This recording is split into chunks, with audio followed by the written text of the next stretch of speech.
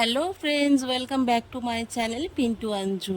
বউ ভাতে রাতে খেতে এসে দেখি টেবিল অনেক ফাঁকা। তো আমি প্রথমে একটু অবাক হয়ে গেছিলাম, তারপর ঘড়ির দিকে তাকিয়ে দেখি 1টা বাজে। তো ফাঁকা তো স্বাভাবিক হওয়ারই কথা। বিয়ের ব্লগ তোমাদের সাথে শেয়ার করেছি, বউ ভাতেরটা করবো না এটা আমার মন মানছিল না, তাই হাতে যেটুকু সময় পেয়েছি তোমাদের সাথে শেয়ার করার চেষ্টা করেছি। জানি না তোমাদের কতটা ভালো লেগেছে, বাট আমি পুরোটা দেখাতে পারিনি, এর জন্য আমি দুঃখিত। আমাকেও দেখে বুঝতেই পারছো যে আমিও কোনো সাজগোজ কিচ্ছু করতে পারিনি, আমি সময় পাইনি, কোনো মেকআপ করিনি, জাস্ট সিম্পল একটা শাড়ি আর স্লাইড একটু কাজল পরেছি, ব্যাস, আর কিচ্ছু না, আর একটু লিপস্টিক।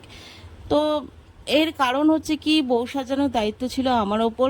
মেন যে যার জন্য অনুষ্ঠান তাকে তো স্পেশাল ভাবে সাজাতেই হবে, তো সেই জন্য নিজের দিকে কনসেন্ট্রেট করিনি।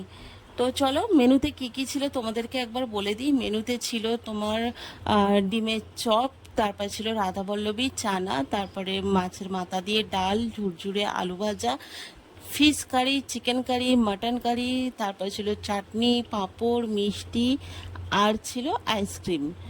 তো আমি সেইভাবে খেতে পারিনি কারণ অনেক রাত হয়ে গেছিলো, কিন্তু মিষ্টিটা আমার ভীষণ প্রিয় ছিল, তাই মিষ্টি আমি 3টে নিয়েছি। আরও আগে খেতে বসলে হয়তো আরও 2 পিস নিতাম। আর যতটা নিয়েছি পুরোপুরি খেতে পারিনি, মানে সব কিছু থেকে একটু আধটু খেয়ে বাকিটা আমি নষ্টই করেছি, কারণ অনেক রাত হয়ে গেছিলো তাই।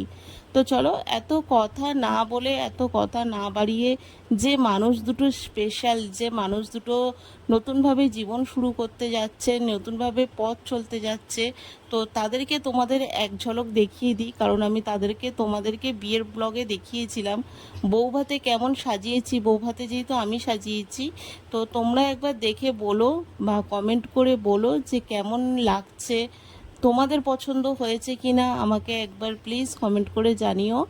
আর চলো এক ঝলক দেখে নাও তোমাদের নতুন বউ আর বরকে। সবাইয়ের কাছে একটাই রিকোয়েস্ট, দুজনকে একটু আশীর্বাদ করো।